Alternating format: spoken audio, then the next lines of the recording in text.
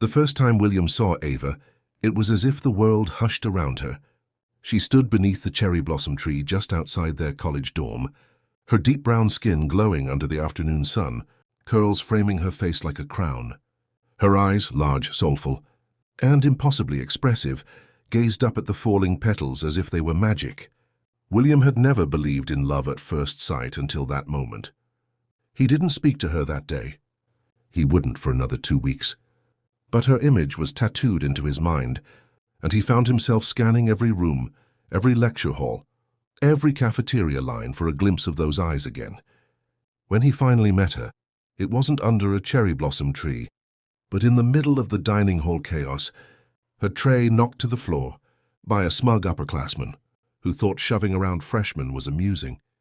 William, seated just 2 tables away, stood up before he even thought about it. "Hey," he said, stepping between Ava and the guy. "Pick it up." The upperclassman laughed. "What are you, her bodyguard?" William didn't flinch. "No, just a decent human being. Try it sometime." The crowd fell silent. The guy grumbled something under his breath and walked off. William bent down and gathered Ava's tray, scooping up the surviving food and napkins. When he stood and handed it back, her eyes met his. That was the first time he saw them up close, those dreamy eyes, glistening with a mixture of embarrassment and awe. "Thank you," she said softly. He smiled. "You okay?" She nodded. "I'm Ava, I'm William." From that moment on, they were inseparable. They were an odd pair on campus. Ava, African-American, bold and full of fire, majoring in art history with dreams of running her own gallery in New York. William, white, quiet, thoughtful, an English major who read poetry in the quad, while others played frisbee. But they balanced each other perfectly. Ava dragged William to art exhibits, open mic nights and jazz cafes. William introduced her to T.S. Eliot, classic rock, and the wonders of peppermint tea on rainy days. He became her rock, her sounding board, her comfort blanket, but never her boyfriend. Ava dated frequently. She had the kind of beauty that made people stare, and her vibrant energy only amplified it. Her college years were sprinkled with boyfriends. The soccer captain who made her laugh, the philosophy major who wrote her haikus, the photographer who begged to capture her in black and white. And through it all, William was there. He listened to her rants about arguments, drove her home after breakups, brought her ice cream, and watched chick flicks even when he hated them. Every time her heart cracked, his broke a little more, but he never let it show. "Why don't you ever date?" Ava once asked, sprawled across his dorm bed, painting her nails purple while he annotated a Shakespeare sonnet. He shrugged. "Haven't found anyone worth the trouble." She laughed. "Come on. I know half the girls in our building have crushes on you." He glanced at her. "Not the one that matters, what?" "Nothing," he said quickly, eyes dropping back to the page. But Ava was already lost in her own world, humming to herself, oblivious. It was spring of senior year when William wrote the first poem. It was titled "Dreamy Eyes." He didn't tell anyone about it. He scribbled it in his leather-bound notebook, the one he carried, everywhere, and tucked it away like a secret.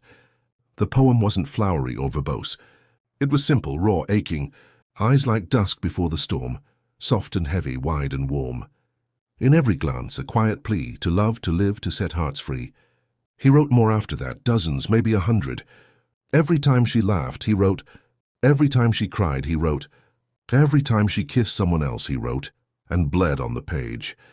Graduation came faster than either of them expected. Ava had landed an internship at a prestigious art gallery in Manhattan. William had accepted a teaching position at a high school back home. They promised to keep in touch, promised they'd call, promised this wasn't the end. The night before she left, they sat on the rooftop of their dorm, wrapped in an old quilt, drinking hot chocolate from mismatched mugs. "I'm scared," she whispered. He turned to her. "Of what?" "That I'll go there and fail, that I'll lose myself." "You won't," he said firmly. "You're the most determined person I know." She leaned into his shoulder. "What if New York doesn't want me? Then it's a city full of idiots." She laughed. "You always say the right thing." He looked at her, heart pounding. "Not always." She met his eyes, and for a moment, just a moment, he thought she saw it. The truth, the love, the quiet longing that had lived in his eyes for 4 years. But then she blinked, smiled, and looked away. The next morning, he drove her to the airport. They played her favorite playlist, Erykah Badu, Jill Scott, and a touch of Lauryn Hill, and talked about nothing just to keep from crying. At the gate, she turned to him, arms full of luggage, tears threatening to fall. "Thank you," she whispered. "For what?" "For being you." He swallowed. "Don't forget me in the big city, okay?" She smiled. "Never." She hugged him tight, burying her face in his chest. He held her like it was the last time, because some part of him feared it might be. "I'll call you," she said, stepping back. "I'll be waiting." And then she was gone. Back in his quiet apartment, William pulled out his notebook and turned to a blank page. He titled it, "The Day She Left," and he wrote, "She walked away with dreams so wide, the sky could barely hold them. And I stood still, my heart in stride, pretending I hadn't sold them." He closed the book and placed it on his shelf, next to the collection of poetry she once gave him for Christmas. And in the silence that followed, William whispered into the empty room, "I love you, Ava," but she was already 1,000 miles away. 3 years passed. The distance between William and Ava was no longer just physical, it was everything else too. The time zones, the pace, the lives they were living, so different now, yet still entangled in small ways that only old souls understand. They texted, sure, the occasional happy birthday or thought of you when I saw this. Sometimes they'd call, their voices carrying warmth across invisible wires, but the daily conversations had faded, replaced with the hum of adulthood and responsibility. Life moved forward. But for William, one thing hadn't changed. He still loved her. He just kept it quieter now. Back in their hometown, William had settled into a rhythm. He taught English literature at the same high school he once attended. His students adored him, the quirky, thoughtful teacher who could quote both Tupac and Tennyson in the same breath. He coached the poetry club, spent weekends volunteering at the community center, and ran a little blog where he posted anonymous verses under the name DREAMY Eyes. He dated a few women, kind, smart, beautiful women, but each relationship unraveled when they realized he wasn't truly available, not in the way they needed. "You're in love with someone else, aren't you?" one of them said after a 6-month attempt at something real. William didn't deny it. He just said softly, "She doesn't know, and perhaps she never would." Ava, on the other hand, was thriving, or at least that's what her Instagram feed said. She had climbed the ladder quickly, curating for a trendy gallery in Soho and managing high-profile exhibits that drew media attention. She wore bold lipstick, elegant pantsuits, and heels that clicked confidence with every step. Her smile in photos sparkled, often paired with quotes like "Chase the dream," "Not the man or soft heart, sharp mind." But William knew that smile, and he knew when it wasn't real. Late one night, his phone rang. He was grading papers when her name flashed on the screen, Ava, midnight. He picked up instantly. Her voice was shaky. He cheated. William's heart clenched. "I'm so sorry. 8 months, Will. 8 months with someone I thought I could trust." He listened as she cried, the kind of crying that came from disappointment more than heartbreak. He didn't say, "I told you so." He didn't ask why she always chose the same kind of men, charismatic, charming, emotionally vacant. Instead, he stayed on the line for over an hour, until her breathing slowed. "I wish you were here," she whispered. "I'm always here," he replied. But she didn't hear the ache in his voice. Months later, she came home for a visit, a short one, just for her cousin's wedding. William picked her up from the airport.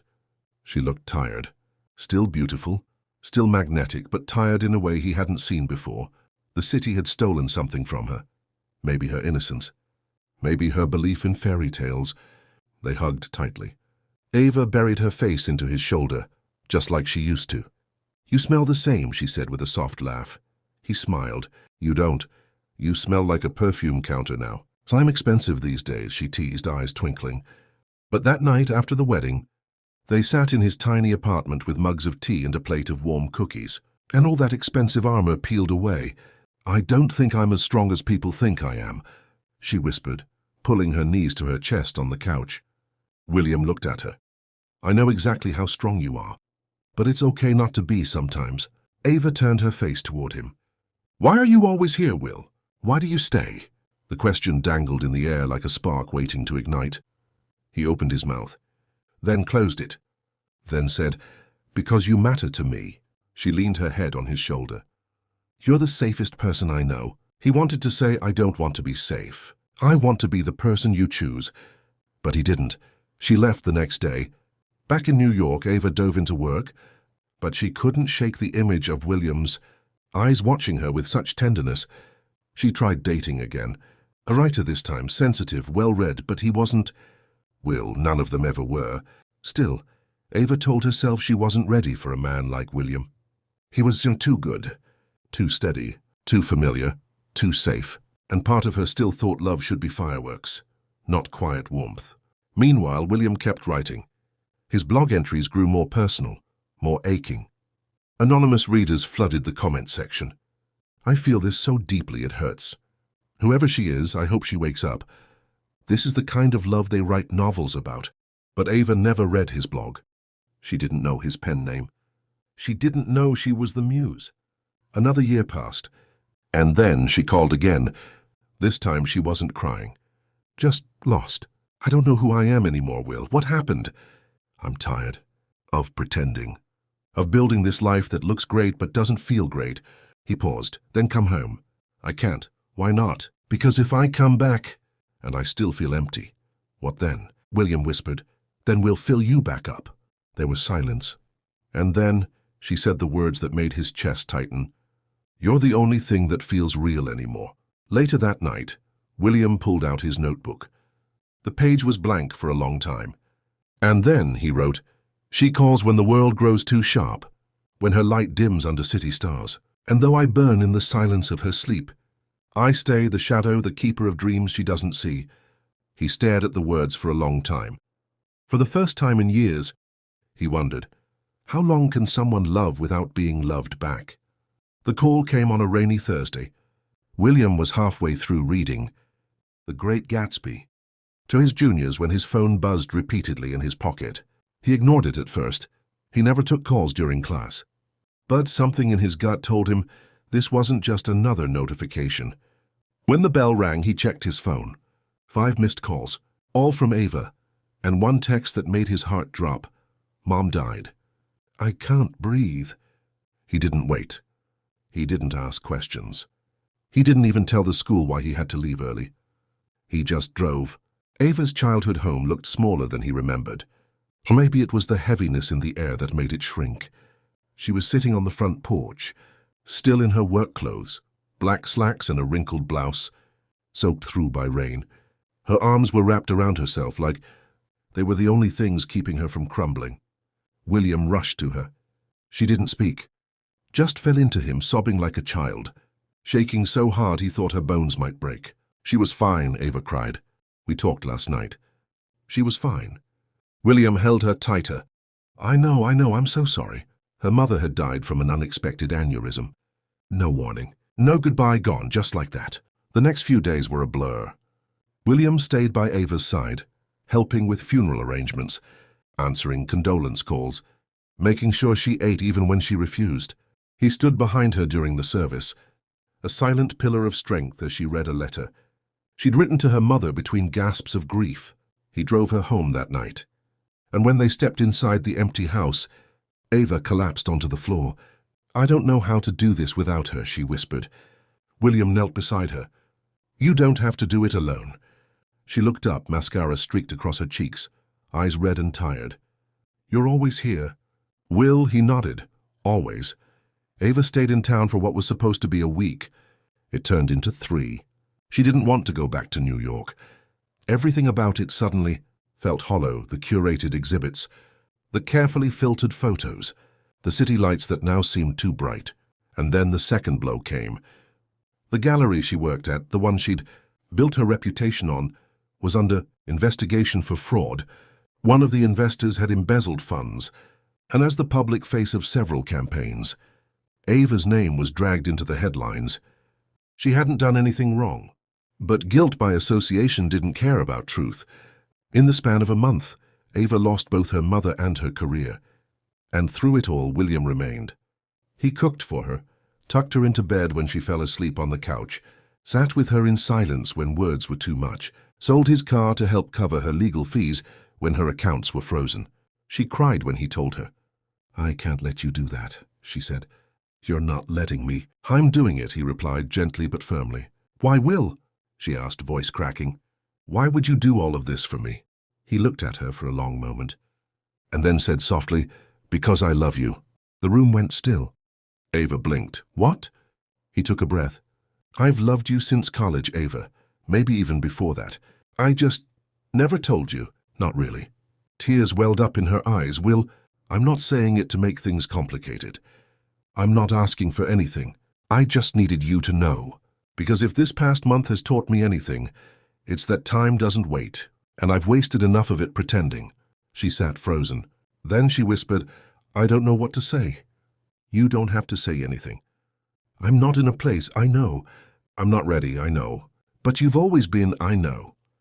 He smiled sadly. "I've always been your safe place, and I'm okay with that. But I couldn't keep hiding it anymore." Ava wiped her face, nodding slowly as if trying to piece everything together. That night she didn't sleep in her childhood room. She slept on the couch next to William, curled up under his jacket, her hand resting lightly on his. He didn't sleep at all. As the weeks passed, Ava began to heal. Grief didn't leave, but it softened. The investigation cleared her name, but the damage to her reputation remained. Still, she found peace in the quiet town, far from cameras and expectations. She started painting again, something she hadn't done in years. William watched her from the kitchen window. Brush in hand, streaks of color on her cheek, eyes filled with something he hadn't seen in a long time. Hope. One evening, as they sat on the porch watching fireflies dance across the yard, Ava turned to him. "Do you ever wonder what would have happened if I stayed?" He looked at her. "All the time." She swallowed. "Do you regret loving me?" He shook his head. "Never." Ava reached for his hand. "I wish I had seen it sooner." He smiled gently. "You weren't ready." She looked into his eyes, really looked, and whispered, "Maybe I am now." William's breath caught. But then just as quickly Ava pulled back. "I'm sorry. That's not fair to say. Not until I'm sure." He nodded. "It's okay." But it wasn't, because he didn't know how many more maybes his heart could take. A week later, she got a call from a gallery in LA, an offer to curate a new exhibit. It was smaller but prestigious and more personal. A fresh start. "I think I need this," she told William, eyes searching his. He nodded. "Then you should take it. I don't want to leave you again. You have to do what's right for you." She hesitated. "You've always been right for me." "Then why does it never feel like enough?" he asked, the words slipping out before he could stop them. She looked down. "I'm sorry," she whispered. He smiled tightly. "Don't be." She left 2 days later, as her plane disappeared into the sky. William stood on the edge of the terminal parking lot, clutching a worn notebook to his chest. That night he opened it and wrote, "She said she's ready, but not for me. She said she sees me, but still couldn't stay. How long does a heart beat for another before it forgets how to beat for itself?" He closed the book, and for the first time in years, he wondered if maybe love wasn't always enough. The sun in Los Angeles was different, softer somehow, less aggressive than New York's hard, glaring light. Ava stood inside the small independent gallery that now bore her name on a brass plaque. Near the door, curated by Ava Carter, it should have felt like triumph. Instead, it felt like a pause, a question. Her mother would have been proud. Ava could almost hear her voice, warm, proud, teasing, calling her my little hurricane with a brush, but the silence in her new apartment was deafening. The view was breathtaking. The ocean sang every morning. Her calendar was full, but her heart felt empty. And she missed him. God, she missed him. 2 months had passed since she left home again, left William again. And she'd thought of him every single day. Every time she picked up a brush, she remembered his hands handing her tea after long painting nights in college. Every time she read something beautiful, she imagined how he would have explained the words, his eyes lighting up like he was tasting poetry. She read his poem before she left, the one he left open on the table the day she boarded the plane. He didn't say anything about it. He just let it sit there like an unwrapped gift and walked her to the gate. How long does a heart beat for another before it forgets how to beat for itself? She cried on the flight. One Sunday afternoon, Ava wandered into a cozy bookstore, tucked between a vegan cafe and a plant shop. She needed something, she didn't know what. Maybe a distraction, maybe clarity. She browsed poetry as she always did. Her fingers stopped on a soft, black spine with white cursive text, "Dreamy Eyes" by D.E. Her heart stopped. She flipped it open. The dedication read, "To the girl who never knew, but always had my heart." It was William's handwriting. The poems spilled out like memories, pieces of their lives woven together in verses. Their college years, the bullies, the laughter, the breakups, the phone calls, her mother's funeral, the porch, the silence, the waiting. It was all there. Laid bare, beautiful, heartbreaking, true. Ava sat in the corner of the bookstore, tears slipping silently down her cheeks as she read the final poem. If she sees me too late, let her still see. Even if not for love, then for the truth that I was always there. She closed the book. Her hands were shaking, her vision blurred. How could she not have known?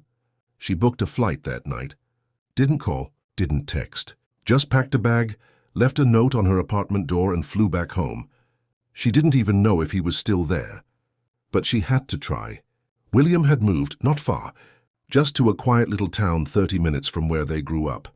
A place with more trees than traffic lights, and a community center that smelled like lavender and old books. He taught creative writing there now, hosted poetry nights, took long walks in the woods with his journal in hand. He had made peace with silence. He was tired of waiting. Not angry, just tired. He hadn't heard from Ava in weeks. Maybe she had finally found someone who could give her the kind of love she could accept. Maybe she was painting oceans and sunsets and never thinking of him again. So when she walked into the community center during his Thursday poetry class, he thought he was dreaming. She stood there, hair in a soft bun, oversized sweater hanging off her shoulder, her old paint-stained sneakers on her feet, just watching him. The room fell quiet. William dropped the chalk. Ava. She walked toward him, eyes filling. "I read your book," she whispered. He didn't speak. She stepped closer. "I should have read it years ago." Still nothing. I saw everything in those poems. Everything I never let myself see before. His voice was hoarse, and she smiled through tears. "And I'm not ready to lose you." He stared at her. "You already did," she nodded, pain flashing in her eyes. "I know, and I don't deserve another chance. But I came back anyway." He crossed his arms. "Why now, Ava?" "Because I finally realized that love isn't supposed to be fireworks. It's not chaos. It's not temporary highs. It's you. It's how you've always seen me. Protected me. Waited for me even when I didn't see it." William swallowed hard. "I'm scared," she added. "I am too," he whispered. She stepped even closer. "But I want to choose you, Will. If you'll still have me." The room was still watching. No one dared breathe. He reached into his back pocket, pulled out a folded piece of paper, and handed it to her. She unfolded it slowly. It was a new poem. "Perhaps the eyes will one day see the boy who loved eternally. And in that gaze, if truth does shine, then let her know. Her heart was mine." Ava looked up, tears spilling freely now. "I see you, Will," she said, "and I'm not looking away this time." He pulled her into his arms, her head resting against the chest that had held her memory for a decade. The students applauded softly. Some wiped tears, but all William could hear was her heartbeat. Steady, real, his. Months passed. They didn't rush. They walked slow paths together, shared quiet mornings, painted side by side. He read her poetry while she traced colors into canvas. They laughed over childhood stories, grieved together over her mother's favorite dishes, held hands like it was still fragile, and because it was. And one crisp autumn afternoon, in the backyard of the same house where she'd once fallen apart, Ava knelt beside a garden bed filled with lilies, her mother's favorite. William joined her. She looked up, her eyes brighter than ever. "Will," she whispered. "Yes, I love you." He smiled, brushed a stray curl from her face. "It took you long enough." She smacked his arm playfully. "You were worth the wait." He kissed her then, under the golden light of a forgiving sky, beneath the tree where the wind sang lullabies of second chances. And for the first time Ava knew. Love wasn't loud. It was soft. It was poetry.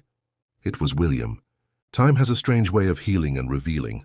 For William and Ava, it wasn't about rewriting the past. It was about finally living the truth that had always been quietly blooming between them. A year after Ava returned home, they bought a cottage on the edge of town. It had creaky floors, too many windows, and a wild garden that seemed to mirror the chaos and beauty of their journey. On weekends, they hosted poetry nights on the porch. Wrapped in blankets and candlelight, William would read from his now best-selling book, while Ava displayed her art, vibrant, emotional pieces inspired by the very love she once overlooked. They weren't perfect. They argued over silly things. Ava still got restless sometimes. William still withdrew into his notebooks when words felt easier than emotions. But they met each other in the middle, always. One night, under a sky scattered with stars, Ava asked William if he ever wished she had realized it sooner. He looked at her, eyes filled with quiet love, and said no, because it brought her here, exactly when she was supposed to come. She smiled, those dreamy eyes full of depth and fire, and said she wasted so much time. He took her hand and told her she didn't waste it. She was becoming the woman he was always meant to love. In that moment, Ava knew with a certainty that rooted itself in her soul that some love stories don't begin in fireworks. Some begin in silence, in friendship, in sacrifice, and in a pair of dreamy eyes that finally saw the truth. So if you've ever loved in silence, waited with hope, or believed that love can bloom even after years of missed chances, let this story be a whisper to your heart. True love waits. And when it's real, it never leaves. Not even when the eyes take a little while to see. Thank you. From the bottom of my heart. Your love, your comments, your time. They mean everything to me. Dreamy Eyes was a story born from the quiet ache of unspoken love and the beauty of holding on even when it hurts. And the way you embraced it shows just how powerful true connection can be. To every soul who has ever waited patiently to be seen, to every William and Ava out there, thank you for listening, for feeling, and for reminding me why I share these stories. Drop a heart in the comments if this story touched you. And don't forget to hit the bell. More emotional journeys are coming your way soon. You're not just a listener, you're family. With all my gratitude, Vintage Mike Tales.